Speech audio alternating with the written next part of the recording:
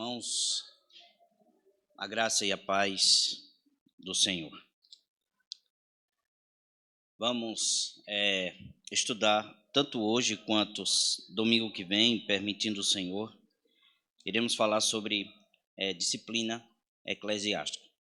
Esse é um ponto muito importante para nós, né? Em que o Senhor ele usa esse meio para santificar o seu povo. E ele tem feito isso ao longo da história. Isso tem sido mostrado por meio das Escrituras. Eu quero exatamente falar sobre este tema a partir das Escrituras, claro, né? A partir da palavra de Deus. Eu usei alguns livros e eu queria indicar para os meus irmãos alguns. Temos a plataforma de Cambridge, né? Também, que fala sobre o assunto que os irmãos têm. Esse livro, Entendendo a Autoridade da Congregação, de Jonathan Leeman, na verdade é um resumo de um texto maior que ele tem, As Chaves do Reino, né? Temos o texto também que foi publicado pela Aliança de John Cotton, que é A Chave do Reino dos Céus. São textos importantes que vai falar sobre a disciplina, apesar de termos também outros artigos aí espalhados para o nosso estudo e aprofundamento do assunto. Eu quero falar com vocês e começar sobre este assunto de maneira muito teórica hoje. Nós iremos domingo que vem falar de questões mais práticas, certo? Eu irei me deter mais no texto de 1 aos Coríntios, capítulo 5, domingo que vem. Mas eu queria trazer um panorama e trazer a base, não é, o fundamento da disciplina eclesiástica. Texto como o de Mateus, capítulo 16, apesar de muitos não usarem ele para isto, mas para disciplina, mas eu vou citar depois, e o Dr. Carson, comentarista bíblico, ele fala que o capítulo 18, na verdade, é uma aplicação do que foi dito por Pedro, né?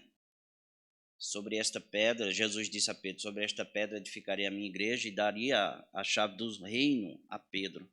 Então, o capítulo 18 é uma aplicação do capítulo 16. Nós iremos ver isso, se Deus assim nos permitir, hoje. Mas, se não, ficará para domingo que vem, permitindo o Senhor. Vamos orar, pedir que Deus nos ajude, em nome do Senhor.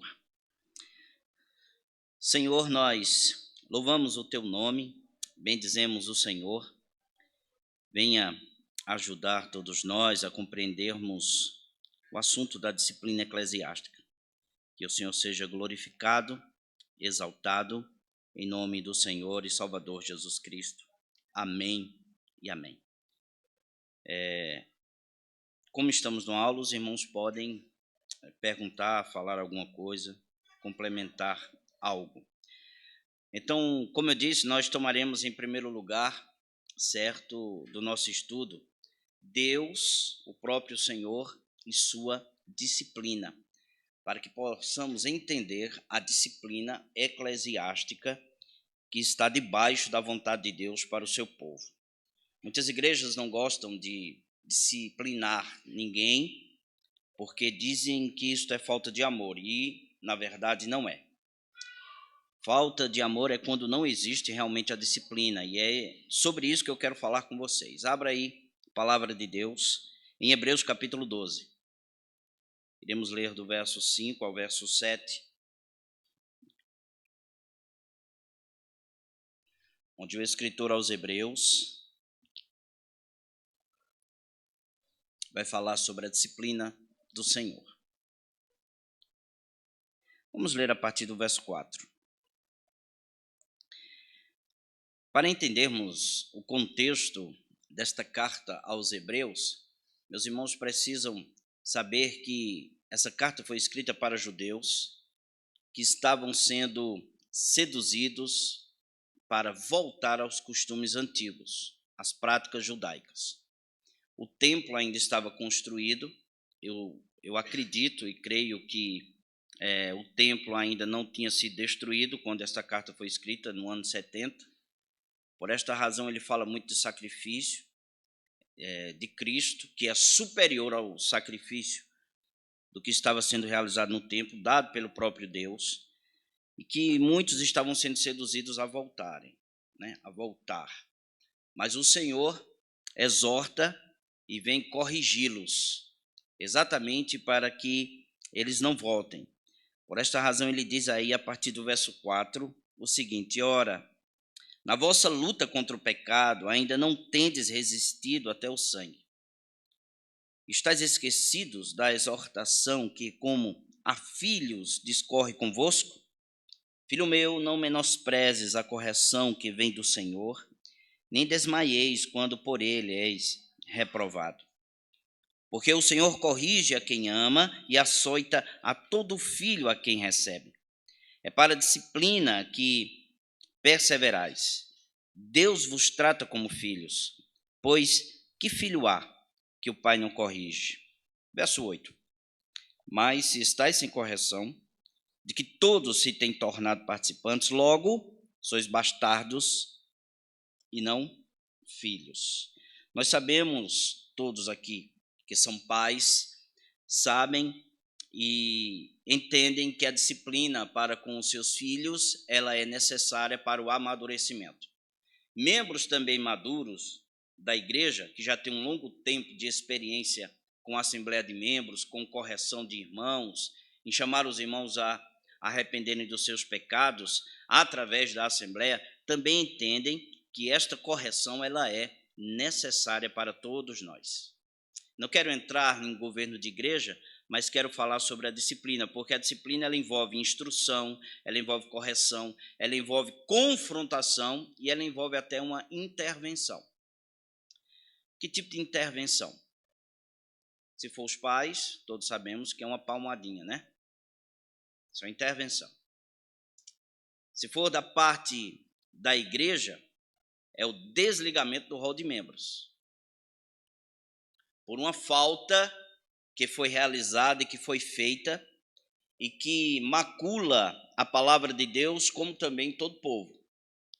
E por esta razão, a igreja, o corpo de Cristo, toma a decisão, que tem a chave, que nós iremos ver mais à frente, que tem as chaves do reino, disciplina tal pessoa, para que esta pessoa disciplinada arrependa-se. Se ela realmente submete-se à disciplina do Senhor, por meio da igreja. Porém, quando algumas pessoas ouvem esse tipo, meus irmãos, de fala,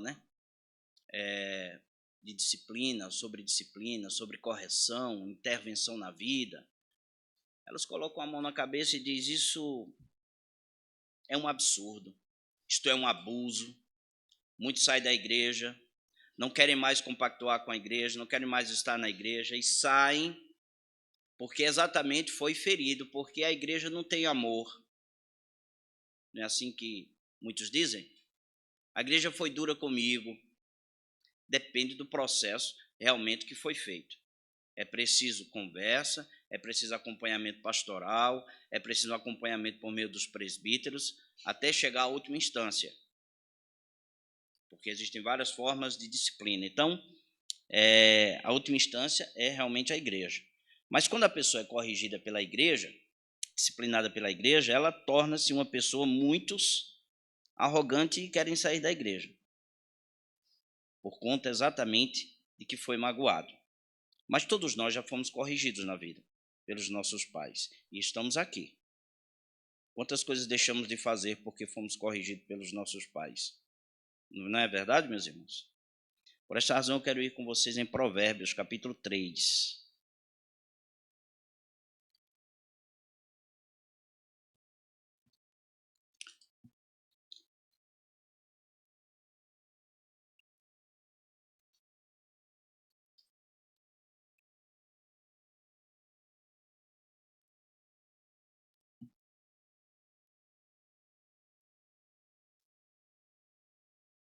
A pergunta é realmente, meus irmãos, um ato de amor disciplinar alguém? É um ato de amor? Pois isso. Provérbios 3,12 nos diz assim: porque o Senhor repreende a quem ama, assim como o pai ao filho, a quem quer bem. Veja agora o capítulo 13, verso 24.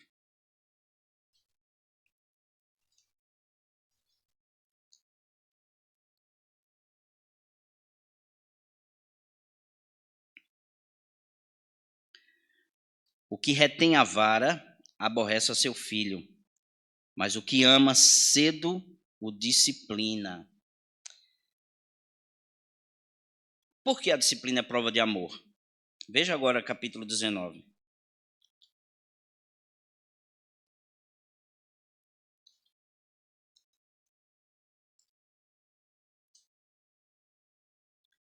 Versículo 18.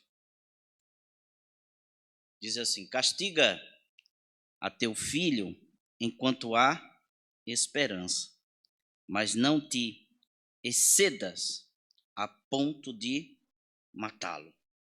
Misericórdia. Não mate seu filho.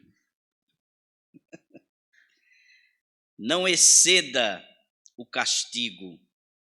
Isto é pecado. Deus não quer, de forma alguma, que excedamos a ponto de matar o menino. Tenha cuidado, em nome do Senhor. É claro que não se deve, nem seria, meus irmãos, amoroso, disciplinar com excesso a ponto de matar. De fato, Deus jamais recomendaria esse tipo de disciplina abusiva, de jeito nenhum. Entretanto, a melhor tradução para 19, verso 18, nós podemos tirar da NVT. Veja como ela diz: discipline seus filhos enquanto há esperança. Do contrário, você destruirá a vida deles. Essa é a melhor tradução. Corrija seus filhos, porque se você não corrigir os seus filhos, você vai destruir a vida deles. Então, nós fomos corrigidos pelos nossos pais, precisamos corrigir os nossos filhos. As avós é que não gostam, né? Porque é sempre assim, ela corrige a gente, mas quando a gente vai corrigir os filhos, não, pelo amor de Deus. É o bichinho. Rapaz, ficava a marca da Havaiana em mim, rapaz. Mãe, não faça isso. Ela não chegava a matar, mas que ficava a marca, ficava. Depois corta aí, porque minha mãe pode um dia ver esse vídeo. E estou aqui, pela graça do Senhor. Primeiro, meus irmãos, porque é assim que está também em Provérbios 23, verso 13. Veja o que diz.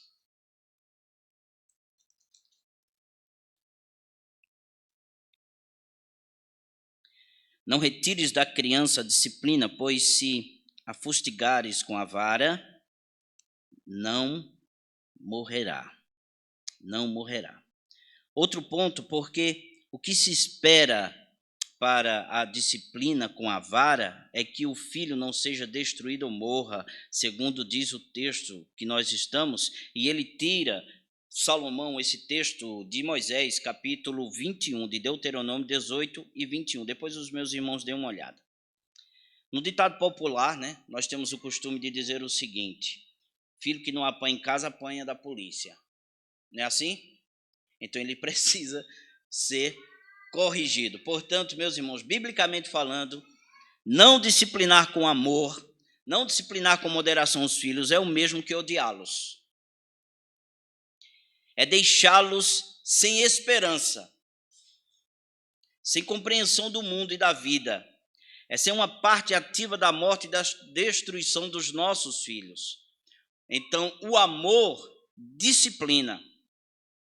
Infelizmente e tragicamente, o que não faltam são histórias abusivas, violentas, nós sabemos, nós não defendemos isso, e essas histórias podem fazer com que a gente se afaste da ideia bíblica de disciplina. Porque hoje você não pode tocar no seu filho, não é? Pais violentos ou abusivos deverão ser de alguma maneira disciplinados e até mesmo punidos por exceder com o seu filho. Isso é pecado e violência, e até crime. Que Jesus volte e ponha os tais no seu devido lugar. Contudo, sabemos que não podemos jogar fora o bebê com a água da banheira. Se tem pessoas abusivas e violentas, nós, como pais, devemos disciplinar como a Bíblia ensina, com amor. Este é o nosso trabalho. Fazemos isso, amor, pela vida dos nossos filhos. Provérbios 6, verso 23, não precisam abrir, diz: pois o mandamento é lâmpada e a instrução é luz, e as correções da disciplina são o caminho que conduz à vida. Por que eu estou mostrando isso, meus irmãos? Por que eu estou mostrando esses textos? Porque é um mandamento da parte de Deus, é um mandamento do Senhor a disciplina, para que haja correção, para que haja uma volta a uma vida de santidade. Assim como é trabalho dos pais disciplinar os seus filhos, é trabalho dos cristãos participar da disciplina na igreja. Então, quando nós olhamos para essa disciplina da parte de Deus, que nós iremos ver mais aqui em Hebreus capítulo 12, e quando ele ordena os pais a disciplinar também os seus filhos, nós devemos entender, como membros de igreja, que nós também temos essa participação de disciplinar aqueles que estão em falta.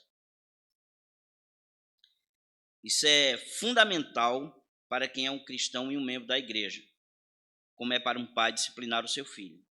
Essa é uma parte integrante de seguir Jesus. Você quer ser discípulo de Jesus Cristo? Nós precisamos disciplinar os irmãos faltosos.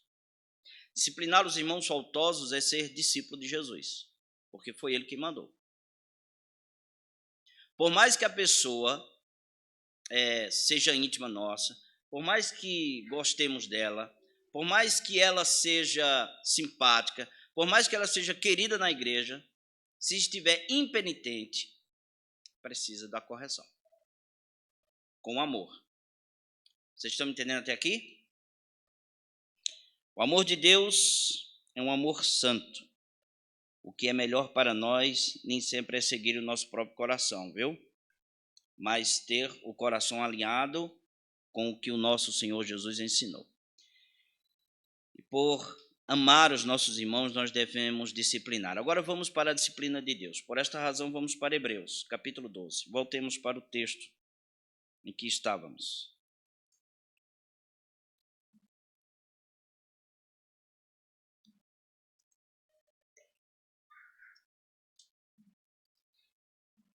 Hebreus capítulo 12.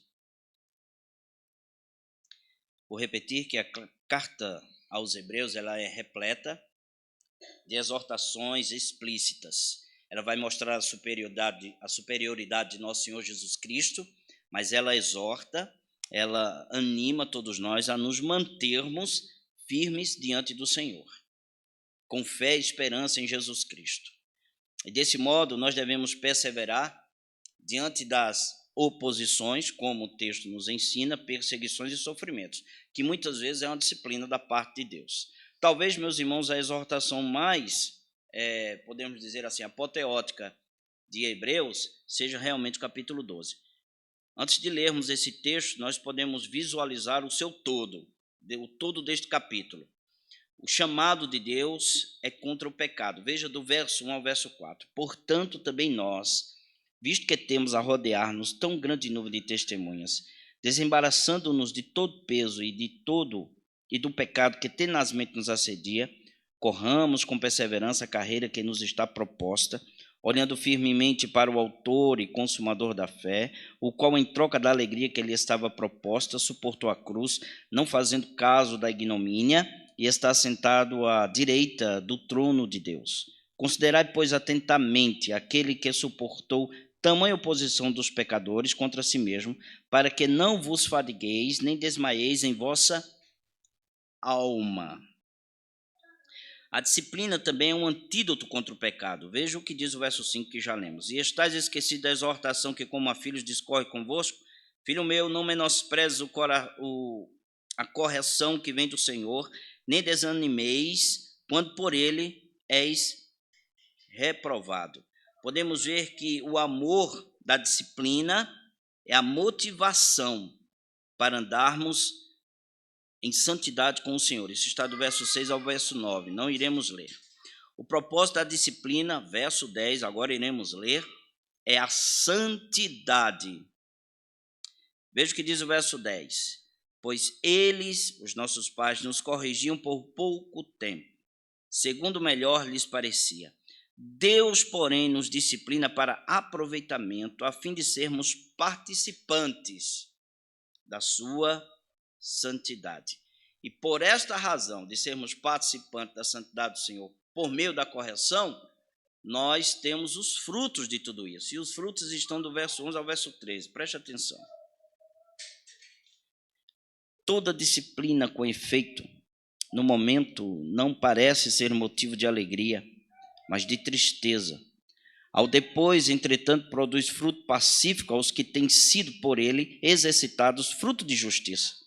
Por isso, restabelecei as mãos descaídas e os joelhos trôpegos, e fazei caminhos retos para os pés, para que não se extravie o que é manco, antes seja curado.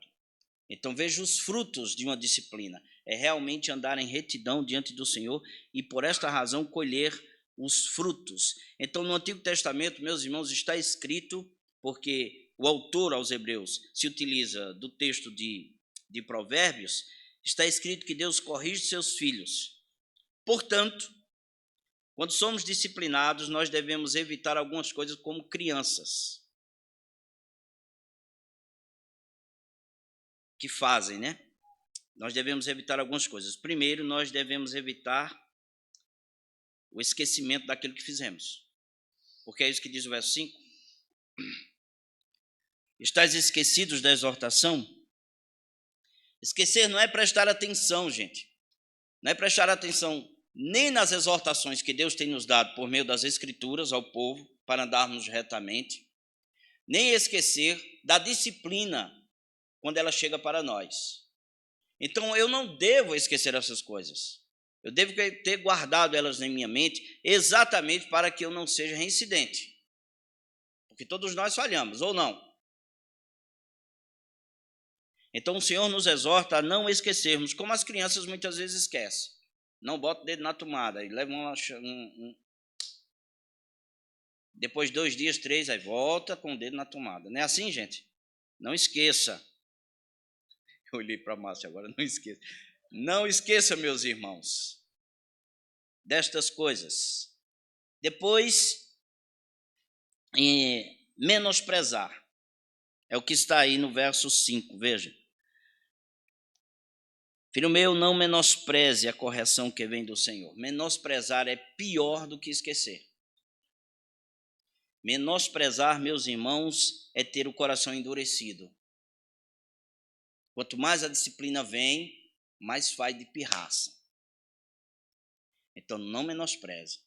O Senhor muitas vezes nos corrige, mas nós, com o coração duro, continuamos naquilo que Deus tem exortado a abandonarmos. Então, que esse coração duro não esteja em nós. Terceira coisa, não desmaieis. Está aí no verso 5, ainda a parte C. Nem desmaieis quando por ele és reprovado. Desmaiar aqui é perder o ânimo por causa da correção. É ficar triste. Claro que nós ficamos tristes, mas é uma tristeza de tal modo que a gente perde o desejo de caminhar. Perdemos o desejo de continuar na palavra do Senhor. Perdemos o desejo de congregar. Perdemos o desejo de orar, de ler as Escrituras. Então, não desanimem. É isso que o escritor está nos ensinando. Então, o propósito maior da disciplina da parte de Deus para com o seu povo individualmente, o Senhor pode disciplinar todo o povo, como também individualmente, é para sermos participantes da santidade. Eu vou ler novamente o texto de Hebreus, capítulo 12, verso 10, pois nossos pais nos disciplinaram por alguns anos, outra tradução, como julgaram melhor. Mas a disciplina de Deus é sempre para o nosso bem, a fim de que participemos da sua santidade. O que é participar da santidade do Senhor? A santidade do Senhor é a sua glória, a sua beleza, o seu fulgor. E aí nós aprendemos na teologia sistemática que existe a santidade do Senhor e a glória do Senhor e os atributos do Senhor, que são chamados de atributos comunicáveis e atributos incomunicáveis. Quais são os atributos incomunicáveis de Deus? Sua onipresença, né? Seu poder único. Ele não compartilha isso conosco. Não é compartilhado. E o que é compartilhado de Deus conosco? Amor, misericórdia, graça. Então nós também devemos ser disciplinados exatamente porque muitas vezes não estamos amando como deveríamos. Não temos misericórdia dos outros como deveríamos. Não temos sido acolhedores como deveríamos. Então o Senhor muitas vezes nos corrige para que voltemos a este caminho. Então o ponto aqui é que temos por base o próprio Deus. Era sobre isso que eu queria falar com vocês, exatamente hoje. Veja, o nosso ponto de partida é o Senhor, é Deus. A disciplina na igreja, e aí eu quero entrar com vocês agora, disciplina da igreja. Sabemos pelo contexto, meus irmãos, da própria carta, né, de Hebreus, que a disciplina em vista aqui no capítulo 12 de Hebreus era a perseguição sofrida pelos cristãos que se recusaram a deixar e confessar publicamente nosso Senhor Jesus Cristo. Deus disciplina através da perseguição religiosa, foi o que ele fez aqui. Mas Deus também disciplina seus filhos de outras maneiras. Por exemplo, nas contingências da vida. Quais são as contingências da vida? Deus pode dar uma enfermidade a todos nós. Deus pode fazer isso. Lembra-se do episódio da ceia? Há muitos fracos e doentes, e não poucos que dormem, morreram, né? Que morreram. Ele pode trazer dificuldades para nós, dificuldades financeiras, dificuldades no trabalho, dificuldade na vida. Deus é Deus, meus irmãos. Ele age à sua maneira.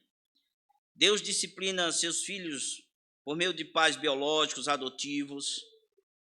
Deus disciplina os seus filhos através da justiça dos homens, das autoridades civis, e Deus disciplina filhos através da disciplina da igreja. E é aqui que nós entramos. Disciplina da igreja, esse é o ponto. Há dois tipos de disciplina na igreja. Os dois tipos são disciplina formativa e disciplina corretiva. Estejam guardados isso em mente. Existem dois tipos de disciplina na igreja, disciplina formativa e corretiva. Se os irmãos querem perguntar alguma coisa, pode perguntar, viu? E acrescentar também. Eu quero ver com vocês a disciplina formativa. A maior parte da disciplina formativa em nossa vida é exatamente desse tipo. Por meio da palavra, da pregação e uns aos outros, exortando, animando, pregando. Quando o assunto é igreja, Deus chama todos os membros de uma igreja local, como a nossa, para edificar uns aos outros em amor, para que a igreja ande de acordo com a sua vontade. Ele chama todos nós, membros da igreja local, a praticar a disciplina formativa. Como é a disciplina formativa? Encorajamento, ensinamento de uns para com os outros. Portanto, a disciplina formativa é um meio pelo qual, meus irmãos, os membros da igreja começam a instruir uns aos outros, e começa pelo púlpito. Eu estou pregando é uma correção, uma disciplina formativa. O irmão, quando está conversando com outro e o exorta por meio das Escrituras, isto é uma disciplina formativa, porque está formando em nós o caráter de Cristo, formando em nós o caráter do Senhor. Quando nós cantamos, quando nós oramos, quando confessamos os nossos pecados. Então, a disciplina é o meio formativo, é o meio pelo qual todos os membros, começando pela instrução dos pastores, dos oficiais, ajudam uns aos outros a crescer em maturidade, à semelhança de Cristo. E um texto que nós iremos utilizar dele é Colossenses capítulo 3.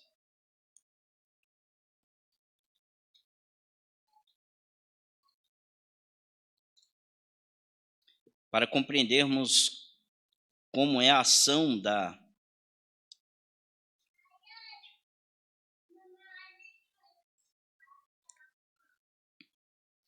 disciplina formativa.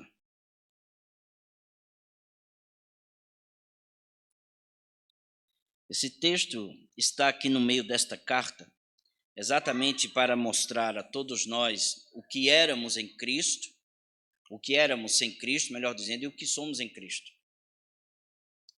Antes estávamos em Adão, hoje estamos em Cristo. Antes usávamos roupas sujas e agora nos revestimos da roupa de Cristo. É exatamente isso para que a gente entenda. Veja, verso 12 até o verso 17. Prestem atenção. Revesti-vos, pois, como eleitos de Deus, santos e amados, de ternos afetos de misericórdia, de bondade, de humildade, de mansidão, de longanimidade. Suportai-vos uns aos outros, perdoai-vos mutualmente, caso alguém tenha motivo de queixa contra outrem. Assim como o Senhor vos perdoou, assim também perdoai vós. Acima de tudo isto, porém, esteja o amor, que é o vínculo da perfeição. Seja a paz de Cristo árbitro em vosso coração, a qual também fostes chamados em um só corpo, e sede agradecidos. Habite ricamente em vós a palavra de Cristo, instruí-vos e aconselhai-vos mutuamente em toda a sabedoria, louvando a Deus com salmos e hinos e cânticos espirituais, com gratidão em vosso coração. E tudo o que fizerdes, seja em palavra, seja em ação, fazei-o em nome do Senhor Jesus, dando por ele graças a Deus Pai. Vocês prestem atenção que o estar em Cristo e o estar em Adão. Vocês prestem atenção também, roupas sujas. Por que eu digo isso? Porque o texto no verso 5 diz: fazei morrer, pois, a nossa natureza terrena, que é prostituição e impureza. Essas eram práticas de pessoas não convertidas. Chega no verso 8, ele diz o seguinte: agora, porém, despojai-vos, tira a roupa suja, igualmente de tudo isto: ira, indignação, maldade, maledicência. Chega no verso 10, ele diz assim: revesti-vos, ou seja, tira a roupa suja, revista-se da roupa nova, que é atos de justiça. Por esta razão, ele fala para a igreja e diz o seguinte: revesti-vos, verso 12, pois, como eleitos de Deus. Como é que nós devemos nos revestir? Como eleitos de Deus. Ternos afetos de misericórdia, essa é a roupa. Então, quando eu tenho misericórdia dentro da igreja, eu estou, meus irmãos, formando o meu irmão o caráter de Cristo. Lembrem-se, ele diz, também, ele diz: revesti-vos, pois, como eleitos de Deus, santos e amados, de ternos afetos de misericórdia, de bondade, de humildade, de mansidão, de longanimidade. Suportai-vos, são ordens da parte do Senhor, uns aos outros. Perdoai-vos uns aos outros. Então, quando eu suporto um ao outro, e quando eu perdoo um ao outro, isto significa disciplina formativa na vida da igreja, na vida do meu irmão. Veja o verso 15. Seja a paz de Cristo árbitro em vosso coração, a qual também fostes chamados em um só corpo, e sede agradecidos. Habite ricamente, verso 16, em vós a palavra de Cristo. Instruí-vos, aconselhai-vos mutualmente em toda sabedoria, louvando a Deus com salmos, hinos e cânticos espirituais, com gratidão em vosso coração. Quando é que eu posso instruir meu irmão? Quando é que eu posso exortar o meu irmão? Quando é que eu posso aconselhar o meu irmão? À luz do texto.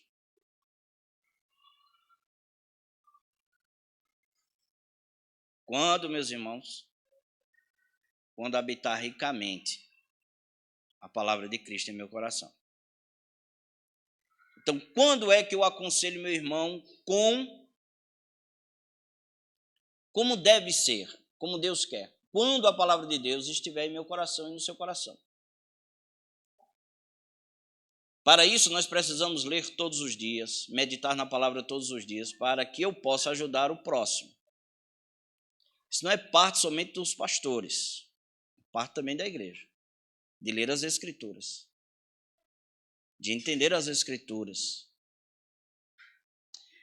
Então, quando eu sou cheio da palavra, eu tenho sabedoria. Veja que no sentido aí formativo, a disciplina formativa, todos nós, membros da igreja, estamos sobre a disciplina neste momento.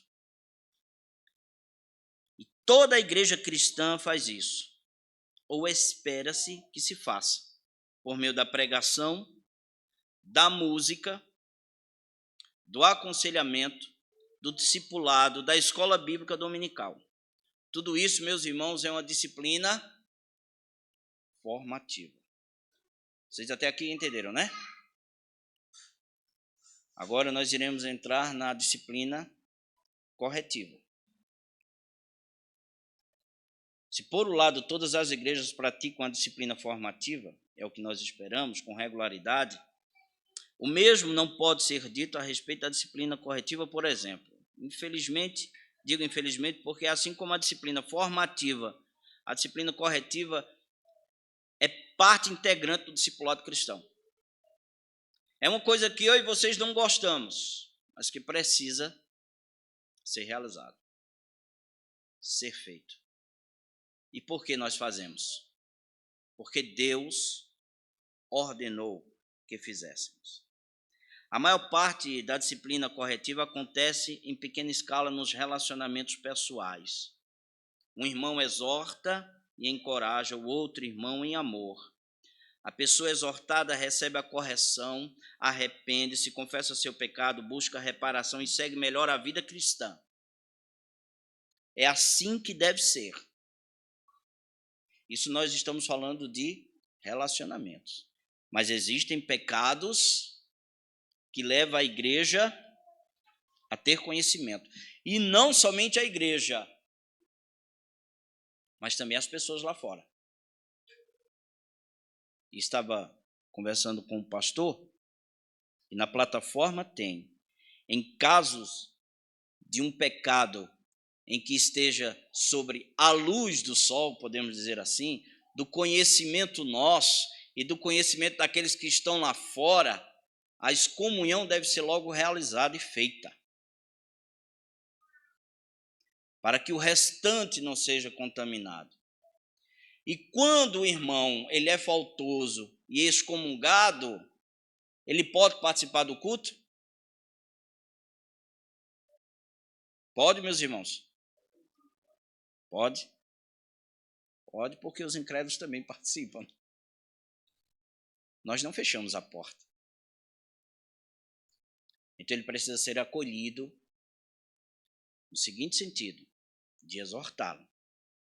Agora eu não devo, e nós iremos ver isso no próximo domingo, vamos usar uma linguagem bem assim conhecida, se misturar com ele. Pastor, isso é duro, mas a plataforma ensina isso. Eu devo me afastar dele. E por que eu devo me afastar dele? Porque a Bíblia diz, para que ele seja envergonhado. E quando ele é envergonhado, e a gente ora para que isso aconteça, ele seja restaurado, restabelecido ao corpo de Cristo. Porque esse deve ser o nosso desejo. Nós disciplinamos e excomungamos, usamos uma linguagem bem católica, né? Excomungamos exatamente para que ele possa ser restabelecido. Porque é exatamente isso que as Escrituras ensinam. Veja Gálatas capítulo 6, verso 1. O que diz?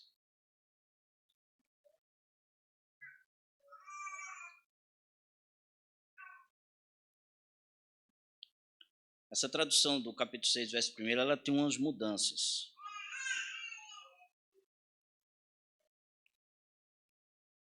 Diz assim, Gálatas capítulo 6, verso 1. Irmãos, se alguém for surpreendido em alguma falta, vós que sois espirituais, corrigi-o com o espírito de brandura e guarda-te para que não sejas também tentado. Alguns comentaristas dizem o seguinte, pelo fato de Paulo estar contra essa igreja da Galácia, pelo fato do comportamento dela querer voltar, ele está aqui sendo sarcástico, porque esses irmãos não eram espirituais. Alguns comentam isso, mas eu não acredito nisso. Eu acredito na tradução que melhor se adequa da seguinte maneira, irmãos. Quando ele diz irmãos, ele está dizendo a igreja, certo? Igreja. Se alguém for vencido por algum pecado, vocês que são guiados pelo Espírito, melhor do que vocês são espirituais, né? Vocês que são guiados pelo Espírito devem, com mansidão, ajudá-lo a voltar ao caminho certo. Então, todos nós, quando disciplinamos alguém, nós devemos ter o desejo intenso de fazer com que eles voltem ao caminho certo, ao caminho da comunhão, ao caminho de amor, de bondade e realmente de deixar o que estava fazendo. Tiago, capítulo 5, versos 19 e 20, nos diz o seguinte: meus irmãos, se algum de vocês se desviar da verdade e for trazido de volta, saibam que quem trouxer o pecador de volta de seu desvio, o salvará da morte e trará perdão para muitos pecados. Então eu devo ter uma intensa vontade, um intenso desejo de que meu irmão ele seja assim restaurado, meus irmãos. Restaurados. Então a disciplina corretiva, ela deveria ser comum, normal, uma característica regular da vida de cada cristão, da vida da igreja. Prestar contas um ao outro. Ninguém gosta de prestar contas um ao outro. Mas, segundo a palavra de Deus, nós devemos prestar contas um ao outro. Nós tivemos ontem uma ótima palestra sobre a vida sexual dos casais. Foi ótima, pastor. Foi boa mesmo. Deus te dê muita graça. Nós aprendemos muito com isso. Certo? E eu li um livro que fala sobre pornografia. E o autor vai falar exatamente sobre isso, sobre prestação de contas, que nós esquecemos. O ideal seria toda a igreja, mas não acontece, porque sempre tem um fofoqueiro aqui e ali. Não tem? Espalhou o assunto.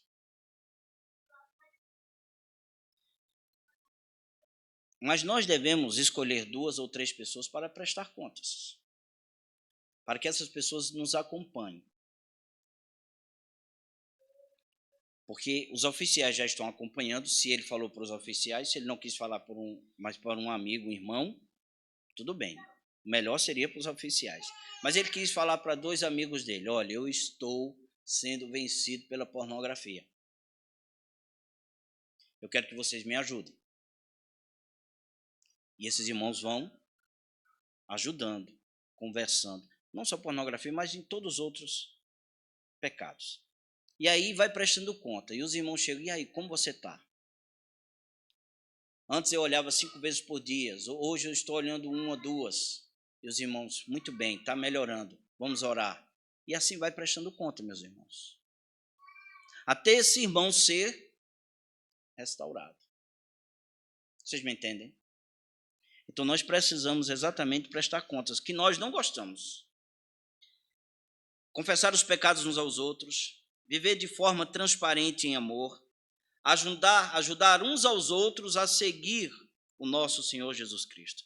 Então é importante começar neste ponto, quando se trata de disciplina corretiva, meus irmãos, porque se isso não for normal, se a disciplina corretiva não é normal na igreja, existe algo errado.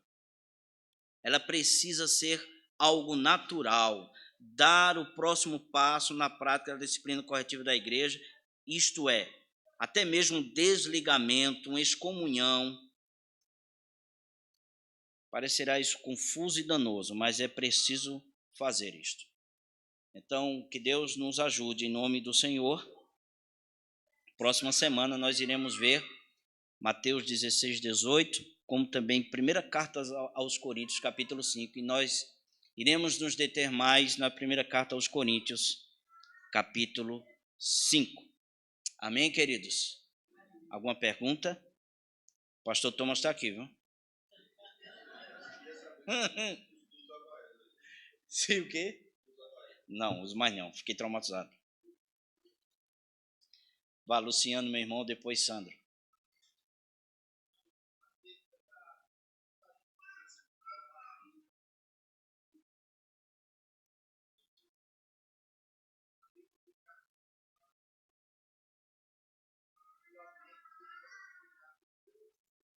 Conhecer. Viver.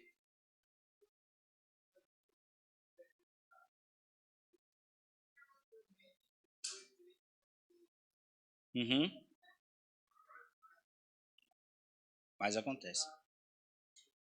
Isso.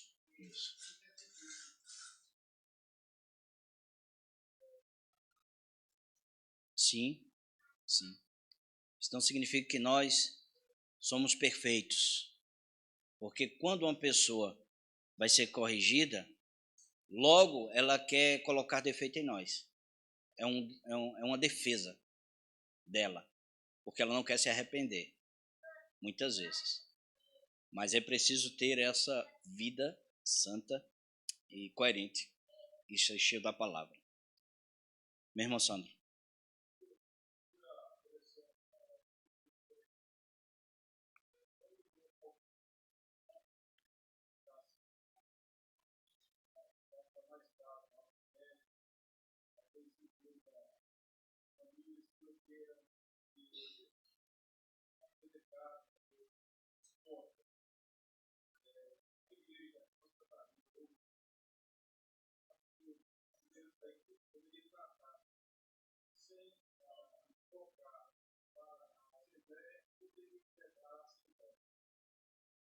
Meus irmãos, vejam, para levar, meu irmão Sandro, boa pergunta, né?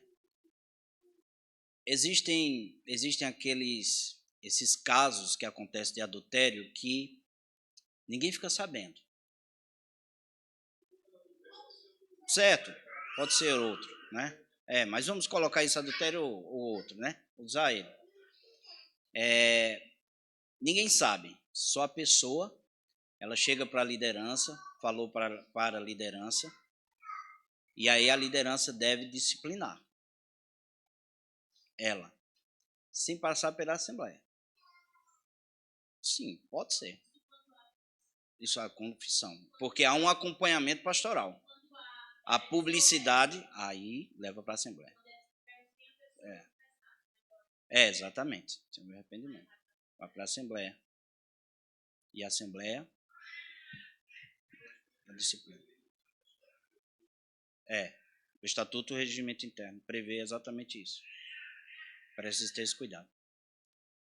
Ok, Sandra? Mais alguém? Vamos orar, Daniel. Vamos orar, meus irmãos. Agradecer a Deus. Depois eu passo a palavra ao nosso irmão Carlinhos. Senhor, obrigado pela palavra do Senhor em nossa vida. O Senhor tem sido bom, tem sido bondoso conosco, tem sido gracioso, que o Senhor nos ensine cada dia mais. Nos abençoa, Deus. Obrigado porque Tu tens sido aquele que tem formado Cristo em nós, porque somente o Senhor pode fazê-lo por meio das Escrituras. Bendito seja o Senhor, em nome de Jesus. Amém e amém. Carlinhos, meu irmão.